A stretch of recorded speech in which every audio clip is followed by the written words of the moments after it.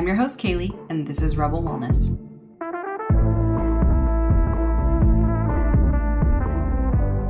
You've just tuned in to Rebel Wellness, the podcast that's here to revolutionize your approach to personal health and well-being.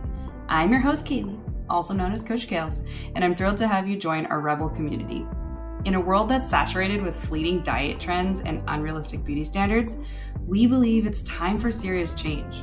Our mission is simple yet profound: to empower women like you to break free from the confines of today's diet culture and embrace a holistic approach to health that's sustainable for the long haul. If you're like me, you're here to embrace the concept that true well-being encompasses every facet of your life: mind, body, and soul. Rebels believe in aligning our journey with our individual needs and values because a one-size-fits-all approach just simply doesn't cut it anymore.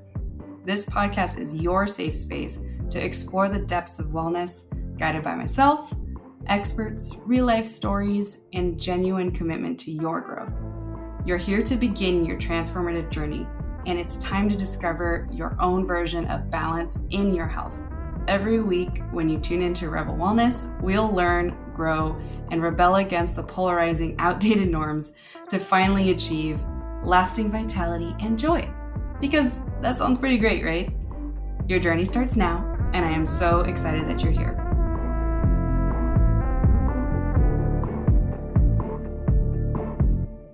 Oh my gosh, it is September. It is Virgo season, baby. And I'm a Virgo, so this is my favorite season. I'm actually going to be hitting the big 3-0 this month, and it is crazy to me to think that I'm about to enter that whole new chapter. I was originally really I was mourning my 20s because for the longest time I loved being very youthful and having my own business, like a successful business, and being able to help all these amazing women and just humans in general that I've gotten to work with. And it just was fun for me for some reason to just still be in my 20s and be able to achieve that. And now that I'm shifting into this next chapter, it's been this interesting kind of dichotomy of excitement for what's to come, as well as a little bit of sadness for really graduating fully finally from this kind of era. So if you're somebody who is already in their lovely 30s or more, and you resonate with this, air hug, because it's such an interesting experience. And if you have not hit 30 yet and you're listening to this, just wait. It'll be here. It'll be a very interesting experience. But I refuse to be one of those people who's just I'm old, I'm wrinkly, there goes my prime. Because arguably 30s are still you've only been around for 30 years out of potentially 85. I like to say that we generally all should probably be around 85 at some point in this modern life with modern science. So anyways, I digress on all of that. Just wanted to give you a little insight of what September means to me this year. It's a big year, and I'm really stoked for all the amazing things to come. And with that said, I would definitely love to invite you to join either my email newsletter list for this upcoming year. I've got some really big, amazing offerings for you at coachkales.com. Or you can also download some of my freebies or look at what else I have available on my Stan store at stan.store/Kales. There's a lot of goodies everywhere I've got out for you. So that would be a great way for you to kind of get extra connected to our community here at Rebel Wellness. And that would also lead me to invite you to come join our community on Instagram at Coached by Kales. That's my flagship coaching page, as well as our at Rebel Wellness podcast Instagram page. Your girl also just recently joined TikTok. I'm going to dabble. I'm going to see what happens being on the TikTok space. But frankly, it is so freaking hard to juggle all of these freaking platforms. And I'm I don't really want to hire out randos to manage those pages for me, I mean, I know that's the thing to do, but I also like it to be authentic. I like it to be me, So if I just am not on TikTok anymore by the time that you hear this podcast, that's probably because I was meh, I'm over it. I probably won't be one of those people that takes my profile down though. So anyways, I'm also on TikTok at Coached by Kales. come join me and follow. That's a lot more of a casual platform for me to share with you just random tidbits of information around nutrition, as well as some of my fitness tips from being in the industry for over a decade now. Lots of great insights where I'm just trying to literally make food less evil again, where I just want to help you understand that food is just food. It's just a thing, and what you consume and how much you consume and all that jazz is what's going to impact how you feel, how you look, your goals, etc. So come join me. Any of those platforms, would love to see you and say hello. But without further ado, let's get into today's chat. And so September is the month of strength. I'm going to be chatting around various topics that embody the overarching theme of strength. So today's is actually literally about strength, physical strength. I'm going to give you some insights from my professional standpoint around various fitness classes and modes of exercise in general, and what type is best for specific goals. Because I see a lot of people nowadays misunderstand, and it's not their fault, it's like marketing, what different fitness classes are going to do for them and or not do for them. And so I really want to break that down for you, because it's going to help you individually achieve so much more by understanding these things. So the scope of the demographic who I'm mostly talking for is going to mainly be adult females in the age group of 20-ish all the way up to 50-ish, who are maybe dazed and confused about which exercise class or training method is right for them, as they kind of listen to, oh, what friend said this, or what influencer is telling them to do that, or did Jillian Michaels support this? All these different things that we get influenced by externally from fitness authorities or people we think are fitness authorities. And we don't really fully understand the big picture for our own individual situation. And does that make the most sense for us for that? Does it make the most sense for our goal? Am I going to be spinning my wheels, taking and spending lots of money on this one class and be like, why am I not getting the results I want? I want to demystify all of that for you today as best I can for most of the major classes and styles of classes, so that when you sign up for something, even if it has a name that I didn't exactly say, that you can understand how it's going to affect you, okay? For example, Orange Theory. It's really not a great route for a desk jobber who is at like stress level 8 out of 10 every day. I'm going to tell you why. And multiple spin classes weekly are probably not the best for managing your hormones. And Pilates is most likely not going to make you quote unquote long and lean like it used to seduce us into assuming it will. So I will get into all of that. So make sure that you stick with me all the way through this chat, because you're going to become a professional at breaking through the BS of different marketing for different exercise classes and pick exactly what routine is best for you week to week. And even more so, you can pair it with your energy cycles that tend to be paired with your natural cycles, your body cycles as a female. So let's dive in.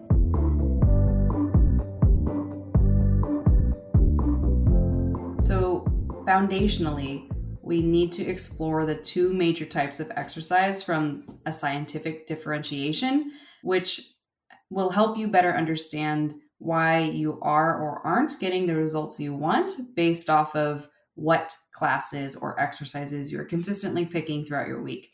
So those are aerobic exercise and anaerobic exercise. I'm first going to squash right off the bat that people assume that because fat is oxidative, aerobic exercise is the best for fat loss.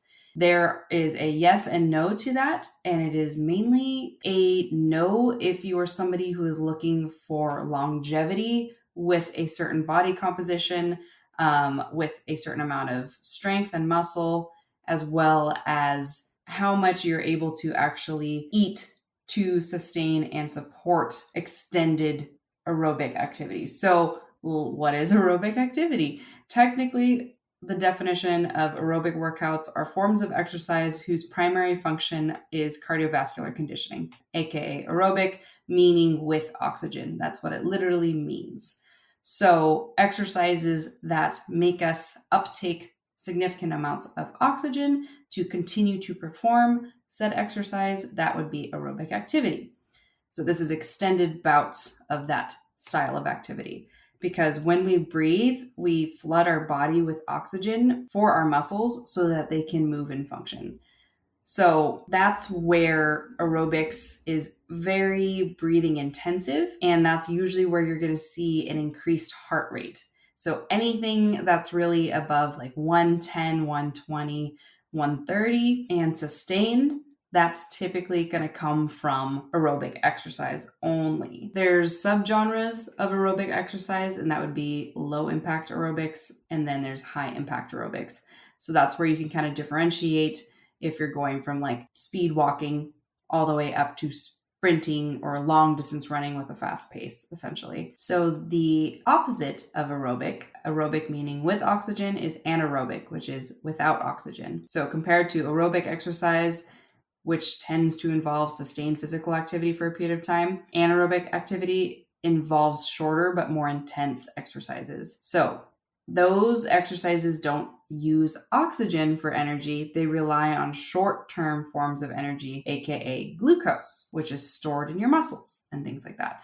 So anaerobic workouts are much shorter typically. They can be higher intensity, and they also just draw on various energy sources in the body. I've spoken about this in a previous podcast. I believe it was episode 5, which is all about HIIT, which I am going to touch on a little bit of those topics in this episode, but not quite as in depth as just specifically for HIIT. But I break down all the different pathways that anaerobic exercise gets energy from your body, because there's multiple pathways. It's important to note, though, that there can be an overlap between aerobic and anaerobic exercise, but generally most anaerobic exercises tend to involve like weightlifting, various forms of strength training, or functional training, as a lot of people call it nowadays, or other intense activities such as short bursts of sprints, which can be combined with certain outdoor sports or things, even indoor sports technically. But you're not really going to see it in a form that exceeds typically 20 minutes of sustained output, even 15 minutes of sustained output. That starts to become just aerobic activity. Even if you're doing traditionally anaerobic like movements, you should not be able to do a lot of anaerobic exercises for sustained time. So that's where I get a lot of beef with a lot of these different classes, like on Peloton, where they say HIIT class and it's for 30 minutes. It's not traditional HIIT. Traditional HIIT should be anaerobic by design, because you should be going into maximal output with your heart rate and then a complete rest. You should be completely stopping. So, for example, like in a Peloton HIIT class, they basically make you go to a lower cadence, but it's still a cadence that's going to keep your heart rate above 120. And that's something where we would look at it and be like, that's not true HIIT, because you're supposed to completely get your heart rate to drop as low as possible, aka stopping, and then go all out, balls to the wall, get your heart rate up into that 80, 90% heart rate max zone or more, technically, for the best results. And then again, short, because you should not be able to sustain that for more than 20, 25, 30 seconds, and then a full like 60-second rest or so to get your heart to drop back down. So I don't love that there's a lot of confusion now because of improperly naming certain exercise classes HIIT, because it should just be called high intensity training, not high intensity interval training. But it's also interesting to know that anything that lands in a zone called calisthenics, which is body weight exercises essentially, everything from push-ups, sit-ups, pull-ups, the usual, all the way to yoga, also qualifies as an anaerobic exercise, more so than aerobic, because it is not quite in the sustained higher heart rate zone as what you would get for aerobic exercise, because that's where you're breathing heavier, and trying to manage that. I would say a nuance might be like Bikram yoga, because it's so hot that your heart rate is up really high. But we're not going to get too like nitty gritty about it. But I wanted to make sure that you understand the differences between anaerobic and aerobic exercise, because that's the baseline of how we kind of view strength classes and different methods of training to determine what is going to be best for your goals.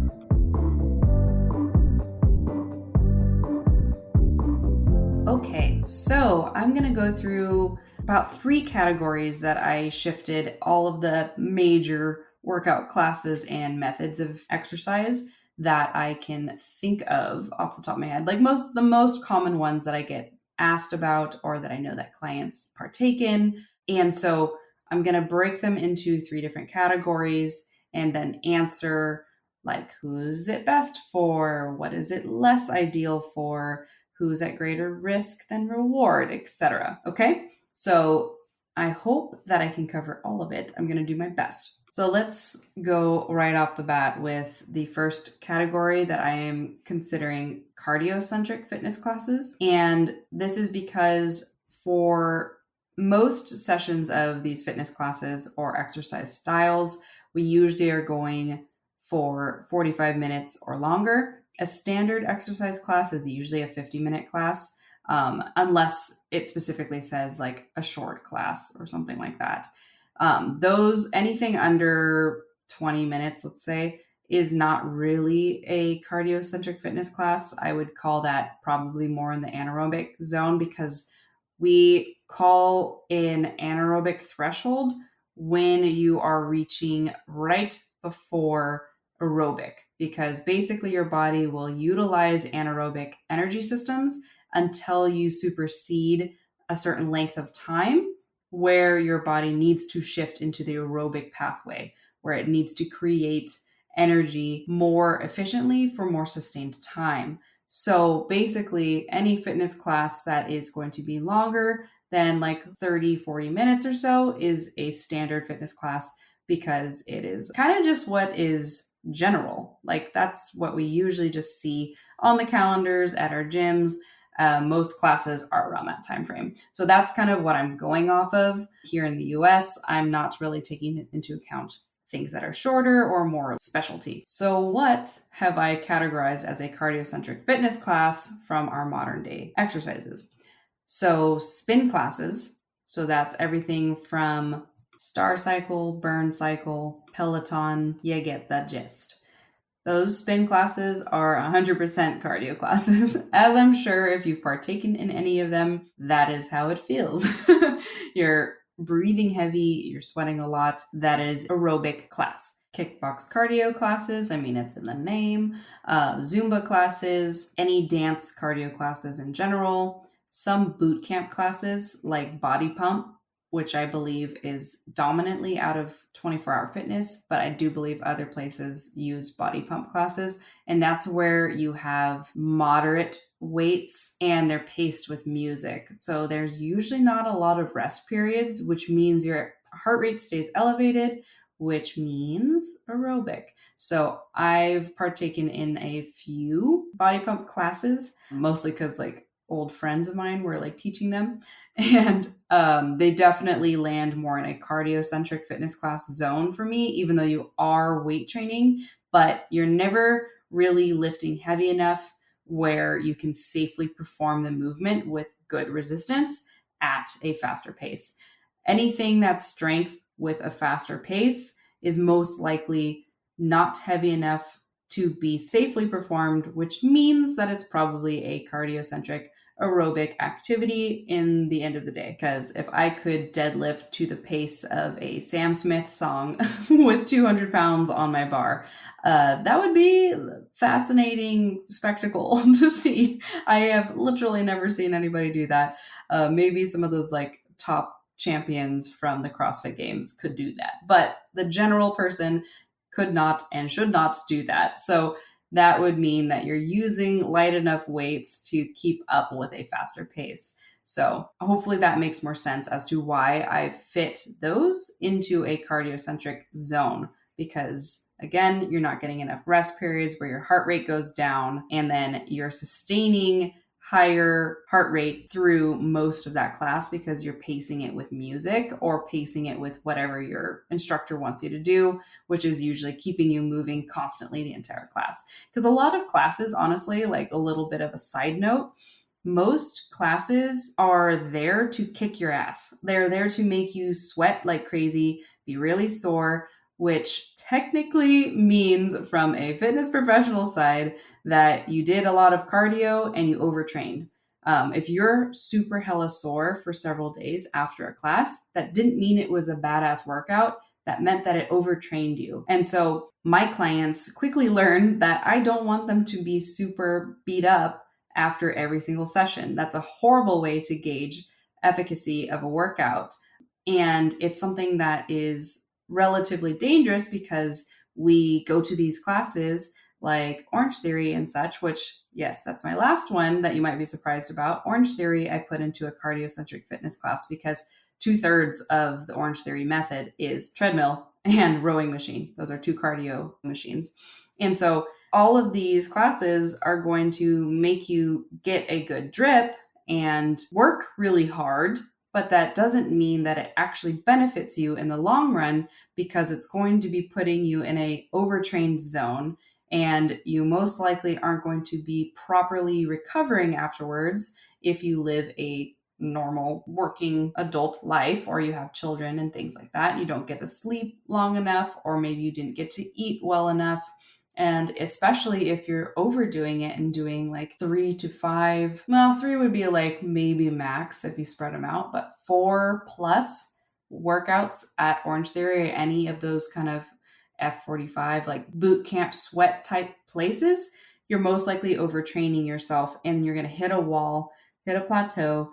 You're probably going to stop losing all that fat that you might have initially lost for these reasons I'm about to tell you. So the issue with a lot of these fast-paced boot camp style, more cardiocentric fitness classes is that you are showing up and doing one or two major cardio exercises. So either you're jogging or running on a treadmill, you're doing row machine for a certain amount of time with a certain amount of intensity, and then you're shifting into a space where you do some weighted workouts with lighter weights. They might feel kind of heavy, especially because if you're gassed from doing all the cardio, that's a natural body response.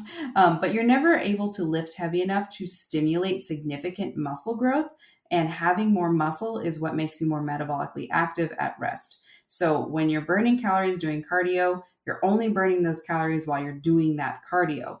Afterwards, you have zero afterburner effect. Whereas with strength training and other strength training based classes, you get the afterburn effect where you metabolically have a spike in more calories burned, especially because bodies that have more muscle burn more calories at rest. So the other dark side to cardio is we have this unique reaction in the body that is called muscle pare down, where because cardio is asking a lot of nutrients from your body, because you do burn more calories faster with cardio by the nature of how that energy system works, we are then basically burning a lot of calories if we're not replenishing those same calories enough afterwards, because say we're trying to do the classic thing where we're just trying to lose as much fat as fast as possible. So we're going to like run, or take all these Orange Theory classes and undereat, body's under recovered. Your body is not only going to start looking for the protein nutrients it needs for energy and recovery from your own muscles, but your body also has this mechanism in place where it protects you from being too metabolically active, aka having more muscle makes you more metabolically active because you keep doing all this cardio activity, that you then get this interesting situation where your body now actually tells your body to make less muscle and recover and deposit less muscle as you continue in this consistent cardiocentric routine. And that's 100% a real thing. That's actually where the dark side to doing too much cardio is for like the quote unquote skinny fat body. That's why you see like long distance runners always have a certain kind of look. They never have a like significant amount of muscle.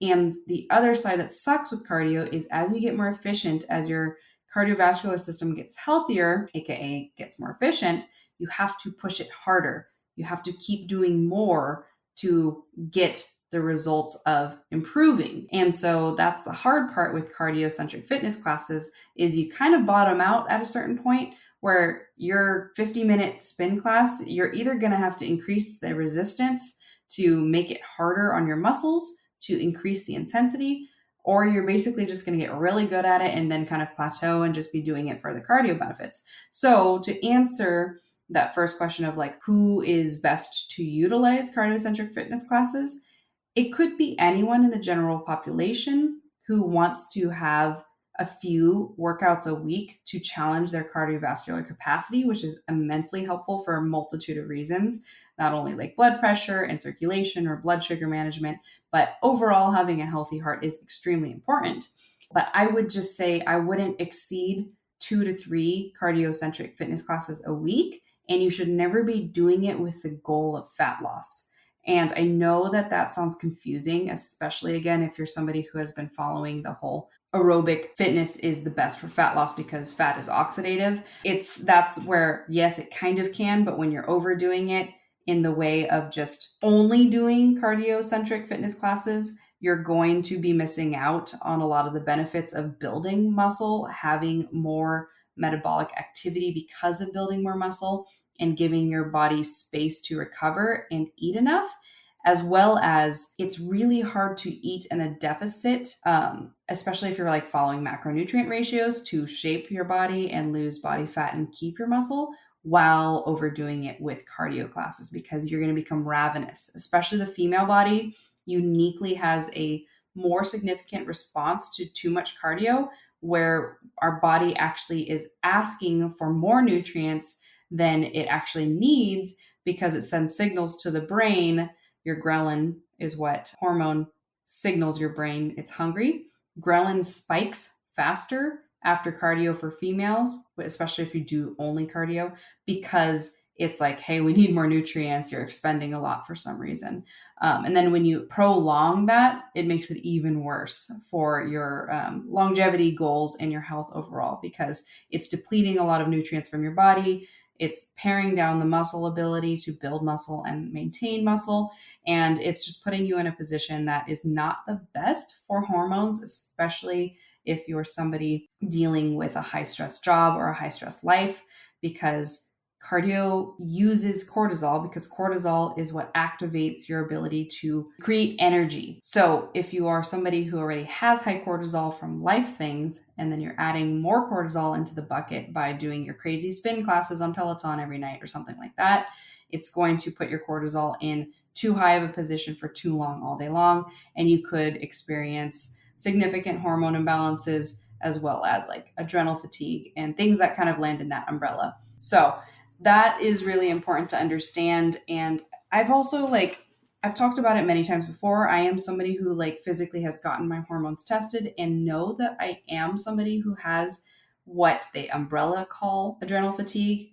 But I know a lot of practitioners don't like to call it adrenal fatigue. But basically it's when you've been having way too much cortisol in your system for too long in the fight or flight zone, where it's been chronically elevated, and it has negative health implications because it impacts our ability to regulate our stress response. And I get very tired because my cortisol completely dips around noon to 2, and it's not supposed to. It's supposed to be slowly tapering off throughout the day.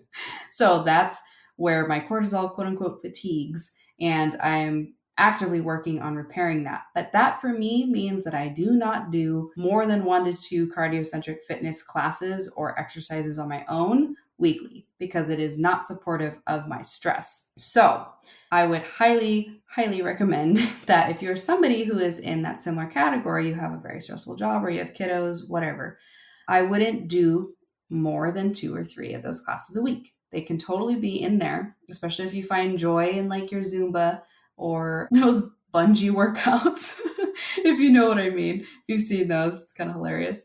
But I just would not exceed that amount a week, especially if you're just trying to have a better body composition, healthier heart, and more overall endurance and energy, because that is what you can benefit from cardio classes. But you really are not going to benefit from it if you supersede 3 workouts a week.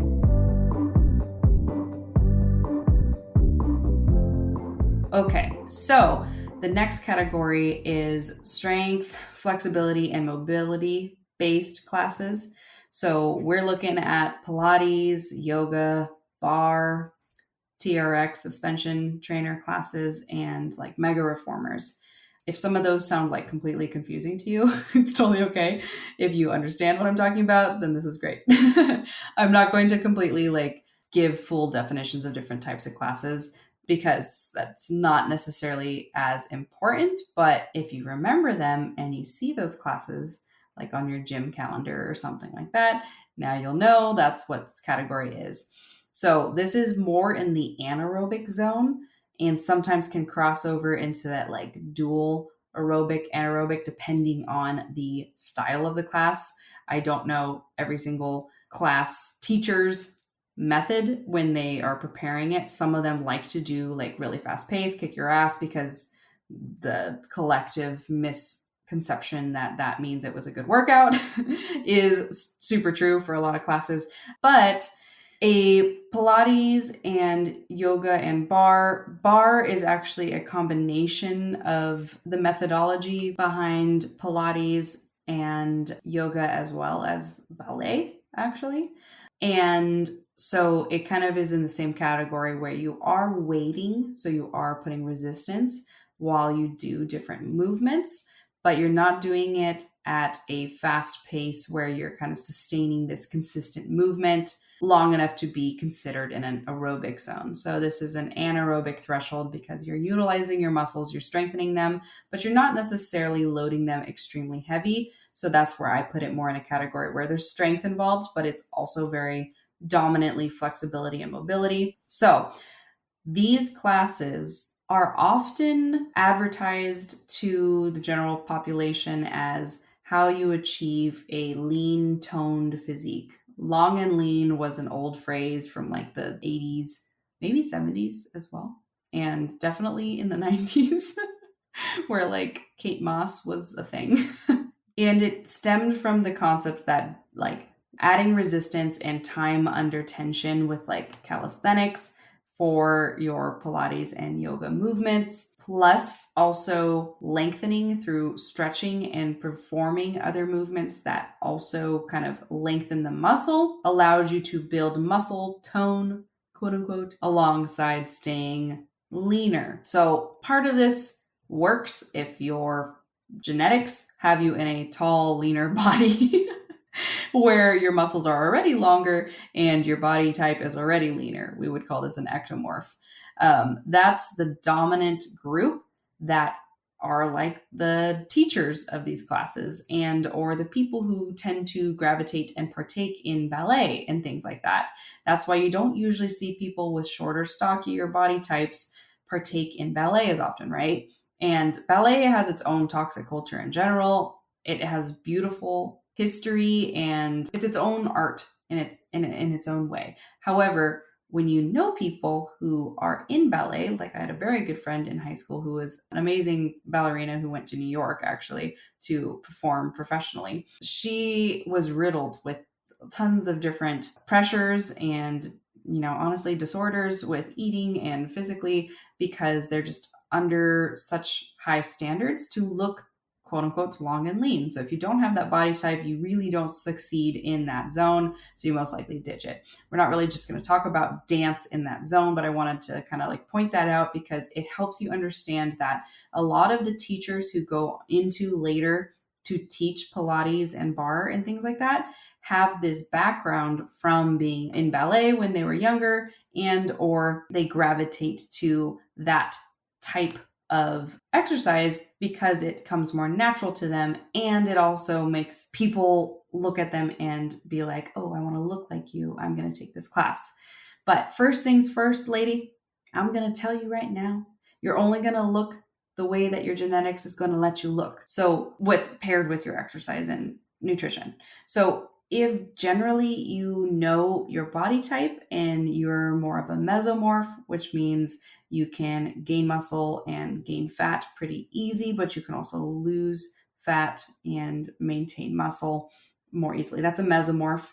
Ectomorph is what we call a hard gainer. They're usually the taller people who can eat whatever they want and stay really thin. They have a harder time adding muscle though. They usually, when they add muscle, it looks like little baby muscles, what we would call toned, quote unquote, even though, again, muscle tone is actually not the proper terminology. A lot of scientists in the strength training world like hate when people say toned, but I'm just going to use it because the general population understands it, because it is frequently used for marketing, because you don't want to call a woman muscular because she would probably freak out. So let's call it toned, even though toned is muscular. You don't get tone without adding muscle. So maybe bulky is more what people tend to be afraid of. But in reality, if you're trying to add tone, you're adding muscle. So I'd encourage you to think of it a little bit better in that, so, or a little differently rather. But anyways, you're going to see a lot of people with that type of body type teaching these things, because that's usually the type that performs these little baby exercises. I call them baby exercises because you're using like little weights and you're doing like a bajillion reps. I've taken several barre classes. I took Pilates for 2 terms in college. And while they're very amazing at helping you build core strength, which is total body isometric strength, isometric means like if you're holding a plank, versus isotonic, which means that you're doing push-ups. Those are 2 different types of strength bases. And Pilates is great for isometric strength and a little bit of, I would say, isotonic for like high rep things, like body weight high rep things. But it's not going to give you a long-term muscle gain if you're looking to build bigger glute muscles, stronger shoulders with more shape. You need to progressively add more weight every week or every month to achieve a stronger body with bigger muscles, because you have to tell that muscle why the heck it needs to get bigger. It will not get bigger if it doesn't have a reason to. So that's where I see the biggest downfall for a lot of these Pilates or barre classes or mega reformers for building a long-term strong body, because you kind of cap out at a certain barrier of strength, because you're not able to weight more than body weight or some resistance from like the reformers and things like that. Yoga, though, is a beautiful practice for stress management, flexibility. If you're somebody who strength trains, I usually like to have my clients encouraged to take yoga classes or follow yoga videos as frequently as possible, because yes, strength is a contraction-based movement, which means your muscle is shortening. And we do want to lengthen it to keep healthier muscles, healthier fascia, and help the body move better. So for the question of what is these types of classes best for, or who are these classes best for, it would be people who are looking to manage their stress while doing a more low impact calisthenic, so body weight based exercise. So this can be really great also for people who have joint issues. They maybe have early arthritis. They might have they're recovering from injury or just trying to prevent injury. So these are great for those reasons, but I wouldn't take these classes in efforts to achieve a certain body type or body composition if you're looking to have more muscle and burn more fat and have stronger muscles with more shape. You're not going to get that really out of these classes, which I know, again, is going to kind of surprise you, but you're just not able to load enough and frequently enough to actually add muscle in the size that you want. You basically are going to be able to add some muscle and create some shape and indents and things on your arms to show that you do have muscle, so quote unquote tone, but you're not going to get that full tone. Like you're not going to get like Michelle Obama arms from just doing Pilates, and you're not going to be burning calories in the way that benefits a fat loss goal by just doing Pilates or something like that. You're not going to get a Pilates body unless you're an ectomorph with a natural Pilates body. If you're somebody who's taller and leaner naturally, that's the Pilates body. You're not really going to get it from the other one, from the other versions of this type of class. So there's mat Pilates and reformer, all that kind of stuff. And I will also say that I've had clients with like prior injuries or kind of in between injuries that haven't become like bad enough to need surgery until they did become bad enough, where they were doing a lot of Pilates trying to get that quote unquote Pilates body, and it actually impacted their injuries worse because of being kind of locked into place and on those reformer machines. And you can actually use the wrong muscles a lot or isolate improperly with those machines because you are kind of mounted up against something rigid so that you're not just using your body. So if you're going to do Pilates, I usually actually recommend that you just do mat Pilates. I'm not a huge fan of reformer Pilates, but all that to say, that's kind of just my take on those different types of classes. But there is absolutely a place for strength, flexibility, and mobility based classes, such as like yoga and mat Pilates, etc.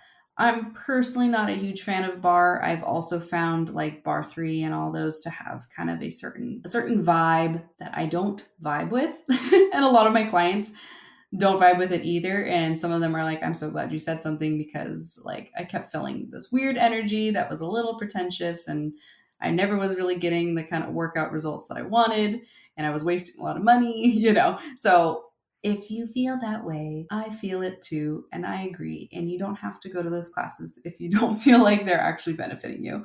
But for frequency, I would say that you probably, for yoga and such, would do really well to do another like 2 to 3 times a week. You don't need to overwhelm yourself and you don't necessarily need to do like a daily practice. If you're somebody who wants to do like a 15-minute daily practice every morning, that's beautiful. That's great.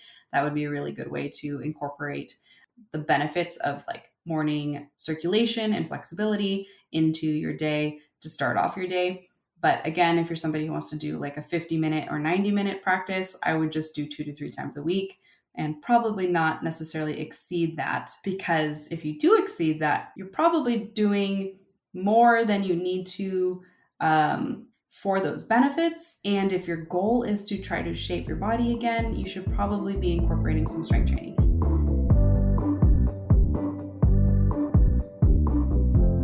So that brings me into the final category, and that is naturally strength training and conditioning based classes.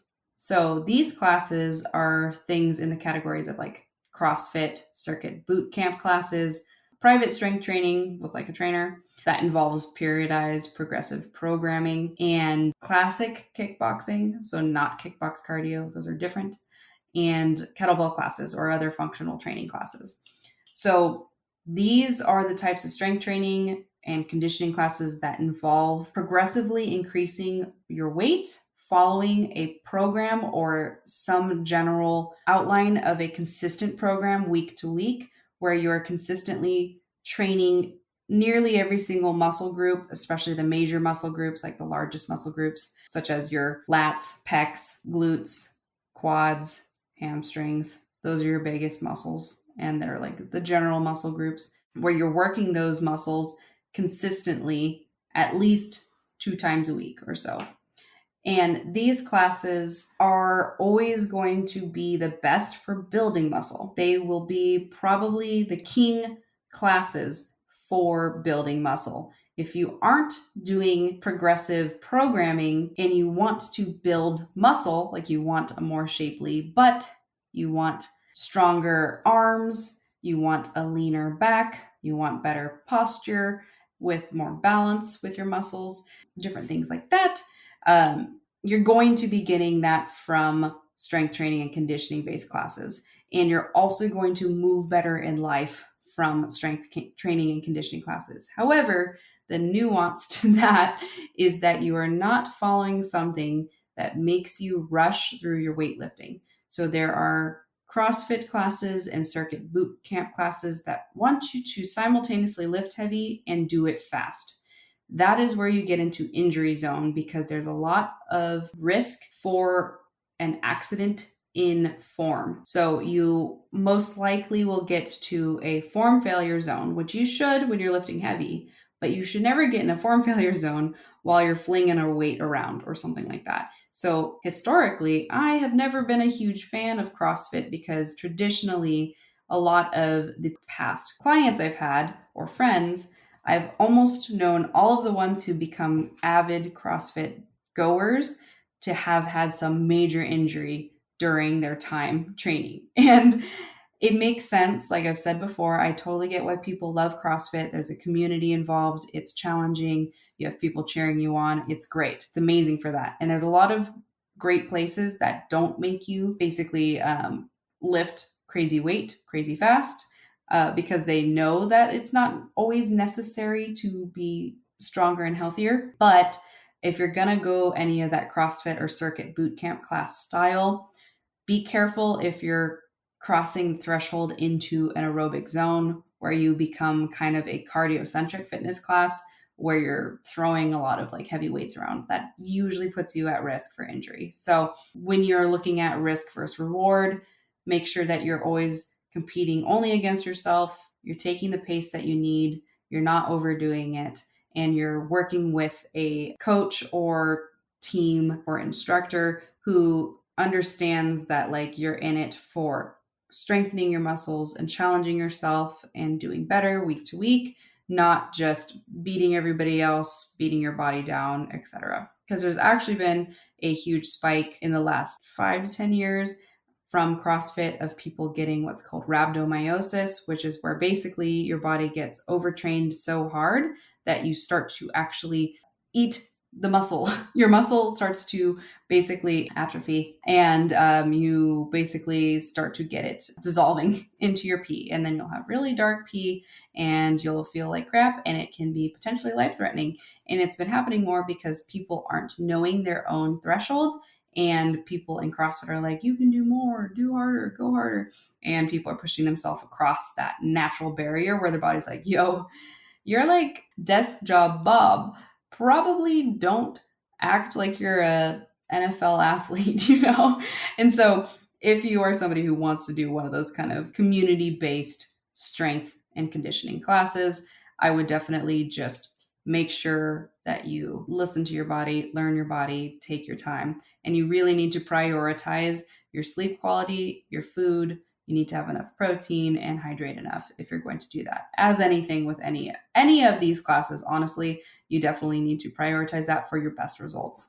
But as far as the other strength training and conditioning based classes, working with small group training or private training, that's going to be one of your best bets for shaping the body that you want and getting on a program that actually makes sense for your lifestyle, usually. Caveat here is there's also a lot of trainers here who are like newbie baby trainers that are really enthusiastic about fitness and what worked for them. I would usually say for females, I honestly would not recommend you work with a male trainer because I've had a lot of male trainers not fully understand the female body naturally, not their fault. A lot of them do try their best to, and a lot of them do train female clients who get good results.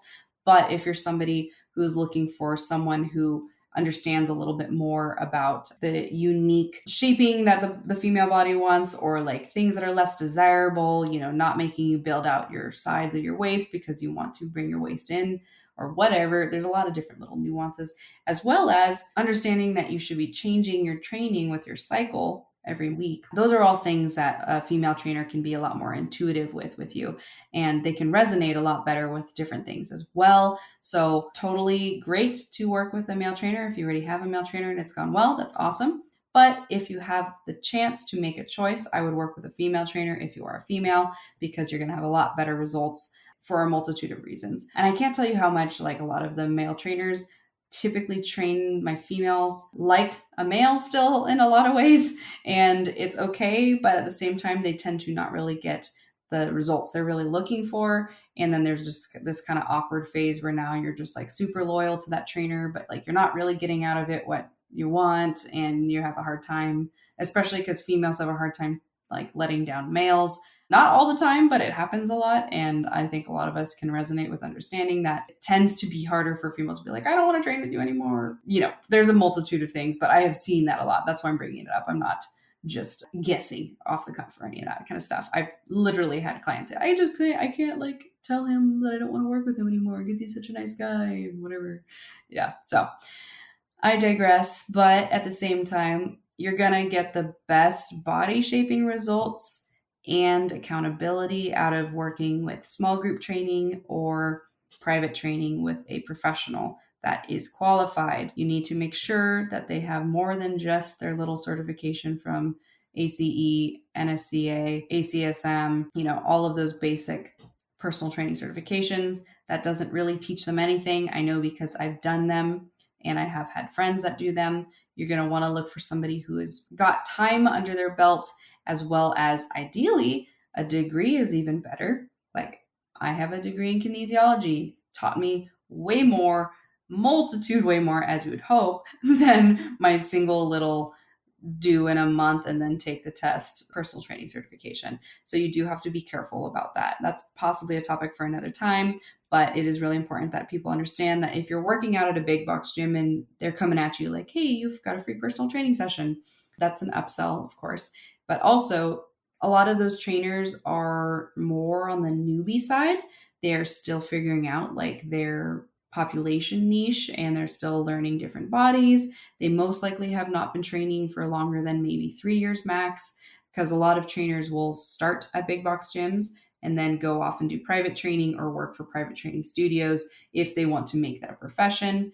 A lot of people will train because they can and they enjoy it during college or something, and they may not be as well rounded in their understanding of nuances to different bodies and different health conditions.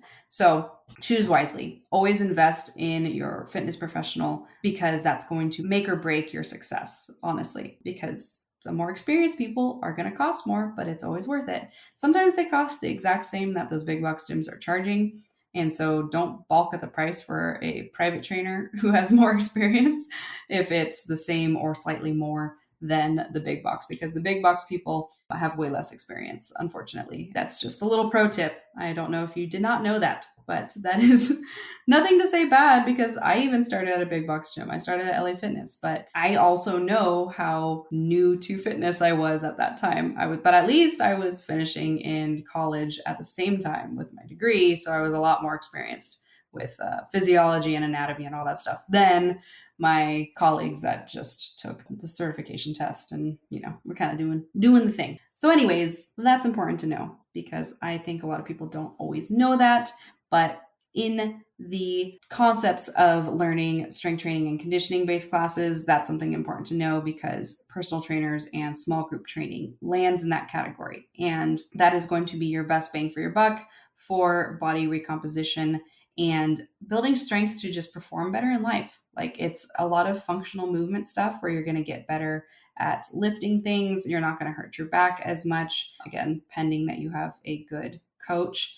But at the same time, you're a good candidate for those classes at any age, literally at any age. I know a lot of people get afraid. They think like, well, I'm going to hurt myself because I'm older. You're going to hurt yourself because you're older in general in life. You're going to hurt yourself less because you're older when you strength train and you get stronger. So there's a huge misconception that because you're going to lift heavier and stuff, you're at higher risk of getting injured. Not if you're trained by a good professional who is progressively, slowly loading your body and helping you get stronger and more mobile by taking it day by day and training all your muscles balanced. So make sure that you understand that when you are bulking at strength training classes and lifting weights, because it's so funny to me how many women are like, I don't want to lift more than 10 pounds. I don't want to get bulky.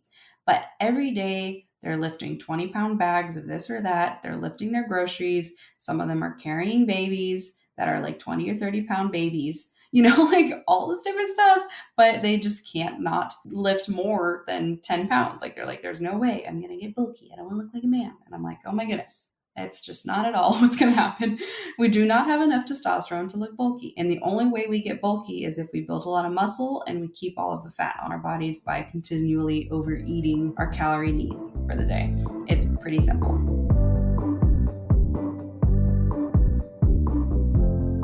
All right, let's wrap this up. So I hope that was helpful for you and that you are feeling a little more confident in understanding why which classes and which types of training matter for you as an individual. And if I didn't say it already, for strength training and conditioning based classes, the frequency that I would recommend is that you do that anywhere from 2 to 5 times a week. So depending on what program you're on and who or what classes you're taking, the berries classes do fit in the strength training and conditioning based class zone because they actually have periodized programming that you can go every week and follow specific muscle groups to get stronger. So for the general, if you're looking for like classes like that, if you see them focusing on lower body and then upper body and then, whatever, that's usually going to be some level of programming for strength training. And so you can go as frequently as up to 5 times a week. 6 or 7 times, honestly, you're not getting enough time to rest and recover. So I don't really like recommending anybody work out more than 5 days a week because you're going to be overtraining again, especially if you are a more stressed person. You need that freaking recovery time, babe, okay? You need to go and let yourself have some full days off where all you do is maybe walk. Maybe those are the days you do your yoga, but like low impact yoga, like hatha yoga or yin yoga, and it's okay to rest. That is very important to understand. So that would be the perfect programming for if you're somebody who really wants to build some muscle and get some more body recomposition benefits, as well as strength, hormone balance, better sleep. There's so many things that come from putting on muscle, and those only come from strength training and conditioning based classes or programming. I would say overall, I think any movement can be better than no movement though. But if you had the opportunity to pick a route that best suits your unique life, wouldn't you? Because I know I would, and I do. So I hope that this whole chat empowers you to pick your classes better and adjust the frequency for certain classes and see your life kind of transform into more of the health goals that you are desiring. So, all right, Rebel, that's it for today's episode. Share your knowledge and this experience with any of the women in your life, because when we support each other, we all thrive together. Celebrate your strength and nourishment, walk with confidence, and I will catch you next week on another episode of Rebel Wellness.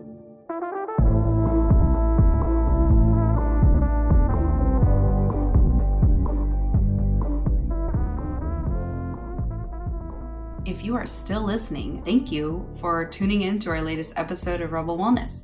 If you've been enjoying our conversations around health, fitness, and wellness, I have some exciting news for you. So if you would love to join our newsletter group, you can join us on coachkales.com, or you can join my Stan store at stan.store/Kales, Kailes. And that's an awesome opportunity for you to snag some freebies that I've created, including a macro hack grocery list that is going to help you kind of design a custom grocery list, especially for following macronutrients, because as you know, if you didn't listen to my Macros in May series, I would go back to those episodes because it has been a game changer for so many of our listeners for getting more on top of how to shape their physique and their health goals with the food they're eating. So don't sleep on that. Go get your free download. Or I also, for fun, have a little 14-day ab challenge that I actually have used with my clients,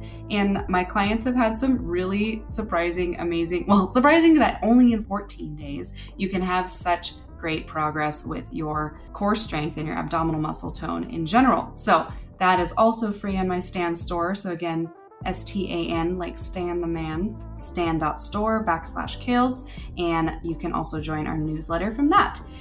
And if you would like to reach out to me, chat, maybe work together, you can also contact me through my website, coachkales.com. And I would absolutely love you to join our Rebel Wellness Podcast Instagram, which is at Rebel Wellness Podcast. And you can also join my flagship coaching page at Coach by Kales. That's where it all began. That's where I share the most kind of custom to what I work on specifically with my clients on that page. So join that one. It's all feminine wellness focused, and I share some great stuff, some goofy stuff, things that you just don't want to miss, as well as healthy recipes and things, and easy recipes, because we all kind of need some easy grab and go things, don't we? So I would love you to join both those pages, as you'll be joining a community of like-minded females who are all committed to living their best lives. So hit that follow button, and I would love if you felt the need to share and rate our podcast. We would love that. Anyways, thanks for listening, and I hope to catch you next Sunday, or say hello on the gram.